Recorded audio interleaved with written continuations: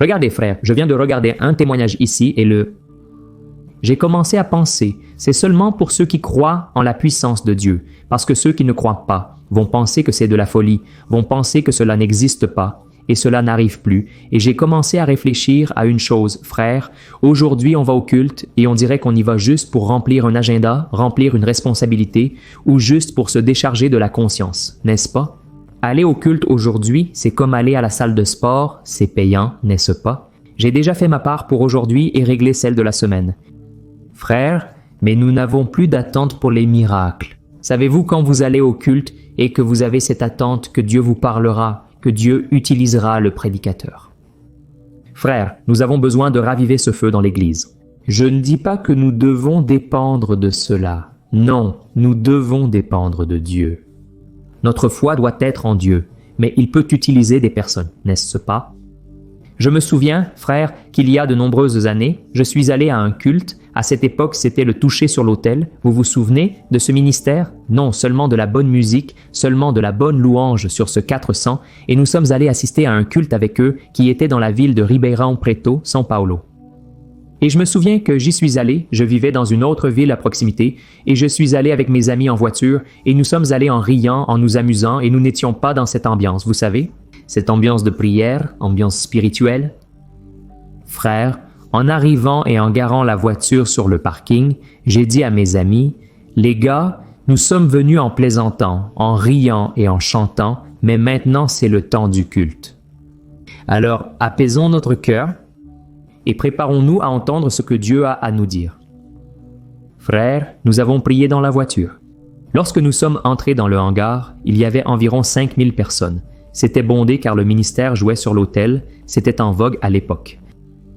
Tout le monde voulait écouter, tout le monde voulait être au culte avec eux, et nous sommes arrivés là à la fin et en quelques minutes, frère, le prédicateur là-bas à l'avant, il a commencé à dire ceci, regardez, et un jeune homme est entré ici, et Dieu a un mot pour, et ce jeune homme, frère, mon cœur a brûlé à ce moment-là, mais j'ai pensé, je vais rester silencieux. Ça doit être quelqu'un parmi les milliers de personnes ici. Et puis, frère, le prédicateur, il a dit, regardez, il y a un jeune homme ici et je veux que vous vous leviez. Mais frère, j'ai pensé, je ne vais pas me lever parce qu'il y a trop de monde et si ce n'est pas moi, je vais avoir honte. Seulement, frère, ce prédicateur, il a commencé à marcher au milieu des gens et il est allé là-bas à la fin et il a pointé vers moi et il a dit ceci. Regarde, Dieu m'a montré que tu vas prêcher à beaucoup de gens. Au Brésil, hors du Brésil, les gens vont t'écouter. Frère, cela a été un choc pour moi, parce que Dieu m'avait déjà parlé de cela, vous savez? Dieu avait déjà utilisé une personne, et aujourd'hui je parle ici pour vous et pour des millions de personnes sur la chaîne. Je vois que c'est la promesse de Dieu qui se réalise, car la Bible dit dans Isaïe que lorsque la parole sort de la bouche de Dieu, elle ne revient pas vide. Quand elle sort de la bouche de l'homme, alors elle tombe à terre, elle ne se réalise pas, mais quand elle sort de la bouche de Dieu, elle ne revient pas vide, et je vais te montrer ici maintenant une prédication qui m'a beaucoup rappelé cela, tu sais. Quand la parole sort de Dieu, directement du Seigneur pour la vie de quelqu'un, cette parole peut durer longtemps. Après cela, frère, il semble que l'ennemi s'est levé de telle manière que j'ai souvent douté. Vraiment, j'ai déjà demandé pardon à Dieu, mais j'ai douté, c'était Dieu. Mais comment cela va-t-il être? Parce que je suis le plus petit de ma maison, je suis le plus timide, frère, je n'avais jamais la capacité d'enregistrer une vidéo, par exemple. Mais aujourd'hui, je suis ici, en train de te parler, parce que Dieu te capacite tout au long du voyage. Quand Dieu donne une parole comme une graine, quand tu regardes la graine, elle est là sous la terre, il n'y a aucune perspective que quelque chose va se passer, mais tout à coup, elle explose et cette graine devient un arbre fruitier, un arbre qui donne beaucoup de fruits, donne de l'ombre aux gens et à travers elle viennent d'autres et d'autres graines. Alors nous devons croire, frère, que Dieu nous parle. Peut-être que tu penses « Ah, pasteur, mais Dieu n'a jamais parlé avec moi. » Frère, à la fin de cette vidéo, je vais mettre une vidéo ici pour vous, montrant 9 façons dont Dieu peut parler avec vous. Frère, je sais qu'il y a peut-être même d'autres, bien sûr, mais nous ne faisons souvent pas attention, peut-être que vous avez déjà entendu et que vous, tout au long de cette vidéo ou de celle que je vais mettre pour vous, arriverez à la conclusion que peut-être Dieu parle déjà avec vous, mais que vous ne le remarquez pas, vous comprenez? Alors, je vais mettre ici ce témoignage. C'est très rapide. Et ensuite, je veux prier pour votre vie. Vous qui avez besoin d'un miracle, vous qui avez besoin d'une guérison, je crois que Dieu peut vous utiliser. Ou même vous qui êtes froid dans la foi, vous qui avez un appel. Comme je vous l'ai dit, j'étais là et là au milieu de la foule. Mais Dieu m'a trouvé et Dieu m'a parlé. Frère, qui suis-je? Je ne suis pas meilleur que quiconque. Au contraire, je crois qu'il n'y avait personne de pire à choisir et Dieu est allé et m'a choisi. Parce que frère, regardez, j'ai donné du fil à retordre à Dieu. Dieu a dû avoir beaucoup de patience avec moi, mais je vois que Dieu tient ses promesses. Frère, quand on obéit, quand on est fidèle, la promesse se réalise. Amen. Quel que soit le coup, peu importe le temps qui passe. Je vous laisse ici la vidéo, le témoignage. Regardons-le ensemble. Je crois que ceci est seulement pour les vrais croyants en la puissance de Dieu. Alors, regardons. Je suis allé prêcher dans un travail à l'est de São Paulo et puis, soudainement, l'Esprit de Dieu m'a parlé disant que je change le sang de quelqu'un ici. Je m'adresse aux croyants qui a foi en la puissance divine. Amen, frère. Et Dieu a parlé, c'est dit, et j'ai envoyé. J'ai dit que Dieu changeait le sang de quelqu'un ici. Une jeune adolescente de 13 ans, Louise, était présente ce jour-là. Elle était juste là, elle s'est mise à trembler. Mais elle tremblait tellement, mon frère, que nous avions l'impression qu'elle ne pourrait pas rester debout. Et ce n'était pas seulement moi qui avais cette impression. Sa propre mère a couru, le pasteur Mauricio, et l'a embrassée par derrière et a soutenu cette jeune fille debout. Alors j'ai regardé cette scène, mais enfin j'ai vu que Dieu parlait avec elle, mais beaucoup de gens au pied de la chair. Et alors nous et les gens ministraient de ce que Dieu mettait dans notre cœur, et soudain l'Esprit de Dieu m'a parlé. Demande à ce travailleur qui est assis dans ton dos de prendre l'huile de l'onction et d'oindre cette fille. J'ai dit, frère, vous ici, c'est bien vous. Dieu m'a parlé malgré le public nombreux, c'est celui dans ton dos. Et quand je me suis retourné, j'ai pris un monsieur et j'ai dit, Dieu ne m'ordonne pas de te dire de descendre et d'oindre cette fille. Frère, l'onction dans l'église a doublé, les gens étaient heureux. Quand j'ai dit que Dieu changeait le sang du croyant, l'Église avait déjà fait place. Quand j'ai dit à ce travailleur de descendre et d'oindre cette fille, l'onction a doublé. Je ne savais pas, mais Jésus et l'Église savaient. C'était père et fille. Père et fille, et détail, elle avait déjà fait une séance de chimiothérapie parce qu'elle avait une leucémie. Je ne savais pas, mais celui qui l'a amenée dans cette maison savait. 6 mois se sont écoulés, 6 mois. Je prêche dans la zone Est, mais je me souviens mal des visages. Frère, je suis nul pour ça. Assis sur la chaire, un groupe de frères devant moi me disait au revoir et ce qui est lié sur terre est lié au ciel.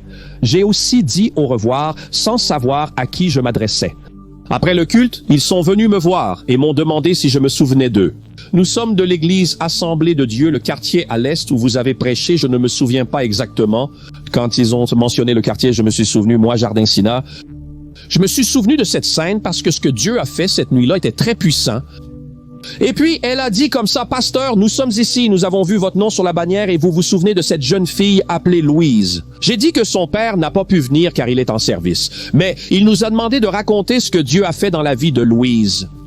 Vous avez prêché un samedi soir. Le lundi, elle est allée prendre sa 2e séance de chimiothérapie. Mais quand il est arrivé à l'hôpital, il a dit au médecin, « Regardez, avant que vous mettiez n'importe quel médicament dans le corps de ma fille, j'aimerais que vous fassiez une nouvelle série d'examens. » Le médecin a demandé, « Mais pourquoi? » « Parce que ma fille est guérie. » Qui vous a dit ça? Un petit pasteur de campagne venu prêcher ici a dit que Dieu changeait le sang de quelqu'un.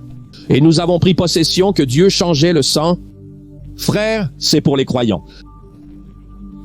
La science n'explique pas. Regardez la réponse du médecin. Le médecin a dit, « Monsieur, en tant qu'homme marié et père de famille, vous connaissez la difficulté. Vous venez dire que Dieu change le sang. Si changer le sang résolvait la leucémie, il n'y aurait pas de personne avec une maladie du sang ici à l'hôpital. » Il a dit, « C'est parce que vous n'étiez pas à l'église. » À l'église, vous auriez vu ce que Jésus a fait. Je paie le traitement. Ne touchez à ma fille qu'après des examens. En résumé, vu l'heure, des examens ont été faits. Le médecin était confus. L'hôpital a demandé une 2e série. Puis le médecin a appelé le père. Je ne sais pas comment il a fait. J'ignore qui a parlé. Mais dites ici de la manière dont il a fait pour qu'il continue à faire parce que cela a fonctionné. Dans le sang de ta fille, il n'y a plus une seule cellule cancéreuse. Tu sais ce que je veux dire, frère? Si chaque croyant profitait pleinement de ces 2h30 à 3 heures de culte, la vie de nombreux croyants serait transformée. Gloire à Dieu, frère. Regardez quel beau témoignage, frère. J'étais émerveillé. On m'a envoyé cette vidéo. Si vous avez un témoignage similaire, partagez-le dans les commentaires. Ce qui aide énormément, vous n'imaginez pas. Le témoignage, frère, renforce notre foi, n'est-ce pas? Un témoignage semble apporter un renouveau, car il y a des moments où nous connaissons déjà la Bible, nous avons déjà prié, mais nous voulons voir ce que Dieu fait. Vous savez, frère? Alors, n'oubliez pas ce que je viens de dire ici. Attendez-vous à des miracles, car Dieu agit en fonction de la faim, de la soif des gens, et malheureusement, frères, les réseaux sociaux, ils nous ont enlevé cela. Nous avons perdu notre appétit pour les choses spirituelles et sommes devenus très matérialistes et charnels. Nous voulons seulement voir la robe que la fille porte, seulement voir la voiture que le garçon a achetée, nous voulons seulement voir la vie des autres et nous regardons la nôtre, et souvent notre vie est un désordre, n'est-ce pas? Notre vie a besoin d'un miracle, d'un renouveau, frère. Nous ne trouverons cela que dans la présence de Dieu. C'est pourquoi je suis en faveur de l'Église, frère, parce que vous pouvez être triste, vous pouvez être mal, alors vous arrivez là au moins, frère, au minimum, vous allez chanter quelques louanges avec les frères. Cela vous donne déjà un élan. Ensuite, vous allez entendre une parole. Frère, il n'est pas possible que cette parole, il n'est pas possible que vous n'en profitiez pas un peu, que Dieu ne vous parle pas un peu là, ou que vous gardiez ce verset et que vous le pratiquiez ensuite, quelque chose doit se passer. Alors, je vous invite à chercher une église, c'est logique, non? Il y a des gens qui disent, cherchez une église non pas près de chez vous, mais près de la Bible, et c'est vrai, frère. Il y a des églises aujourd'hui qui regardent, c'est triste, vous savez. Vous y allez pour recevoir une onction, recevoir une parole, mais il semble que les gens soient tellement centrés sur eux-mêmes qu'ils ne font que prêcher, n'est-ce pas? Pour l'être humain, c'est un message, ou alors je parle seulement de l'Église, mais je ne parle pas de la parole, je sais, c'est difficile, mais frères, n'abandonnez pas, cherchez une Église qui prêche vraiment la parole, qui apporte une louange bénie et où les frères sont aimants, accueillants, vous savez? Je sais qu'il y a beaucoup de gens de Dieu dans les églises et j'ai été émerveillé par cela et maintenant je veux prier pour vous. Puis-je? Si vous le pouvez, laissez ici votre commentaire. Si vous avez été touché par ce témoignage, Dieu a changé le sang de cette jeune femme. Et vous qui m'écoutez maintenant, peut-être que vous traversez une situation comme celle-ci et je crois, Dieu peut changer votre sang. Dieu peut faire ce qui est nécessaire. Frères, ne regardons pas la raison, la limitation humaine. Regardons le pouvoir de Dieu. Jésus est le même hier, aujourd'hui et éternellement, et il peut faire dans votre vie quelque chose de bien plus grand. Et que vous imaginez, souvenez-vous de ce que j'ai dit au début. J'étais le plus petit de ma maison, mais Dieu m'a choisi, frère, et Dieu vous a également choisi, ou pensez-vous que c'est par hasard que vous êtes ici en train de m'écouter? Dieu a une œuvre dans votre vie, amen? Alors, fermez vos yeux et nous allons prier, et à la fin, je vais vous demander de partager cette prière, ce témoignage. Cela va sauver beaucoup de gens, pas seulement ceux qui traversent une maladie incurable ou quelqu'un qui est au fond du trou, non. Tout le monde a besoin d'entendre cela parce que cela glorifie vraiment Dieu. Amen. Fermez donc vos yeux et prions. Et Seigneur mon Dieu et mon Père, je veux te remercier pour cette vidéo bénie. Oh mon Dieu, combien de personnes ici avaient besoin d'un mot? Combien de personnes ici avaient besoin d'entendre ce message, ce témoignage? Père, il y a beaucoup de personnes ici qui sont à toi, qui sont choisies par le Seigneur, mais leur cœur était froid, fatigué, découragé. Mais je crois qu'aujourd'hui le Seigneur a touché ces vies. Je crois que mon histoire, l'histoire de cet homme, de cette fille, a réveillé des souvenirs en cette personne qu'un jour elle a cherché davantage le Seigneur. Un jour elle a cherché davantage ta présence. Oh mon Dieu, nous savons que ceux qui reculent ne te plaisent pas. C'est pourquoi tu ne nous laisses pas abandonner. Ne nous laisse pas reculer dans nos choix, Père. Ne nous laisse pas tomber dans la tentation. Ne laisse pas les anciens péchés revenir dans notre vie. Ô mon Dieu, aide-nous, Seigneur, à changer notre cœur de pierre, mais un cœur de chair. Tu es un Dieu qui fait des transfusions de sang. Tu mets le sang de ton Fils Jésus sur notre vie. Et en ce moment, nous te demandons pardon, Seigneur, parce que nous avons échoué, Nous avons manqué de foi. Nous avons laissé place au diable, au péché. Oh mon Dieu, notre vie est souvent en désordre et nous sommes seulement sur les réseaux sociaux. Nous ne te cherchons pas vraiment, mais en ce moment, Père, écoute mon cri ici et je suis en train d'intercéder pour mes abonnés ici sur la chaîne. Les personnes qui ont prié avec moi ici, reçu la prière du matin, la prière du soir, la prière pour dormir.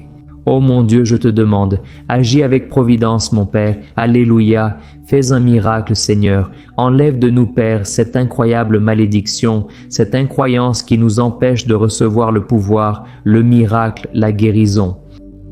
Oh mon Dieu, je prie pour cet homme et cette femme qui ont besoin d'un secours, d'un miracle. Le médecin a déjà dit qu'il n'y a pas de solution. Le médecin a déjà dit que ça va empirer. Mais Seigneur, renverse cette situation, mon Père. En ce moment, joigne mes mains, mon Dieu. J'étends mes mains vers tes enfants et je te demande, Jésus, oins Seigneur de la tête aux pieds. Ô mon Dieu, purifie le sang, élimine le cancer malin, bénin, élimine les tumeurs, Jésus, opère des miracles, ô Dieu, Alléluia. Ô Seigneur, renverse la situation, mon Père. L'ennemi a même dit que c'était la fin, qu'il ne restait plus qu'à attendre la mort. Mais maintenant, tout esprit de mort, tout esprit d'accusation, esprit de peur, tout démon qui s'est levé contre cette personne, je te chasse au nom de Jésus. Ô mon Dieu et mon Père, place tes anges autour de nous. Seigneur, délivre-nous de toute rétorsion, toute attaque du mal. L'ennemi a semé des mensonges, la discorde au sein des familles, les gens se disputent, le mari avec la femme, les enfants sont en désaccord avec les parents, mais en ce moment je réprime toute œuvre maléfique, toute œuvre du chien, de l'ennemi contre cette famille. Au nom de Jésus tombe à terre, la famille est un projet du Seigneur et c'est pourquoi mon Dieu, je demande que cette onction de l'Esprit Saint soit versée sur chaque coin de cette maison, sur chaque membre de cette famille et que la puissance de Dieu touche ces vies et tout comme toi mon Père, fais l'œuvre aussi dans la vie de mes frères, qu'ils soient Père utilisés par toi, qu'ils soient des vases dans tes mains, fais ta volonté dans nos vies mon Père. Je sens ici ta présence. Je sais que tu agis, tu guéris, libères, sauves et cette personne qui est maintenant arrivée ici fatiguée, dépressive, pensant à mettre fin à sa vie, je réprime l'esprit de mort, je réprime toute accusation de l'ennemi, tout le mal qui a tenté contre cette personne, apportant la peur, apportant l'angoisse dans le cœur, ce manque exagéré qui fait que la personne reste au lit, je le déclare au nom de Jésus, sois libéré, sois guéri des émotions, sois libre de la rancœur, du ressentiment, au nom de Jésus. Ô mon Père, en ce moment mets tes mains, Seigneur, sur la poitrine de cette personne, arrache la douleur avec ta main, Seigneur, arrache mon Père, cette douleur qui empêche cette personne de continuer et que cette personne se sente plus légère, plus heureuse, plus libre de tout mal, de toute accusation, de toute peur et que ta paix puisse remplir le cœur et garder l'esprit de cette personne. Au nom de Jésus que je prie et je te remercie. Amen, gloire à Dieu, Alléluia. Oh mes bien-aimés, Regarde, je crois que c'est une onction de l'Esprit Saint. Joignez mes mains avec de l'huile pendant cette prière. Je crois que l'Esprit Saint, il a fait une belle œuvre dans ta vie ici. Amen. Ce n'était pas par hasard. Il n'y a pas de hasard dans les plans de Dieu. Tu es arrivé ici parce que tu avais besoin de cette prière. Tu avais besoin de ce témoignage, de cette histoire que je t'ai racontée.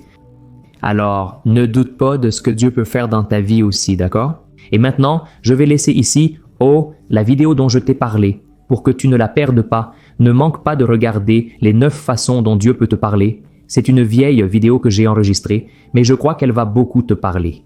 D'ailleurs, c'était une des premières vidéos que j'ai enregistrées sur la chaîne, donc je veux vraiment que tu la regardes parce que c'était un message que Dieu m'a donné.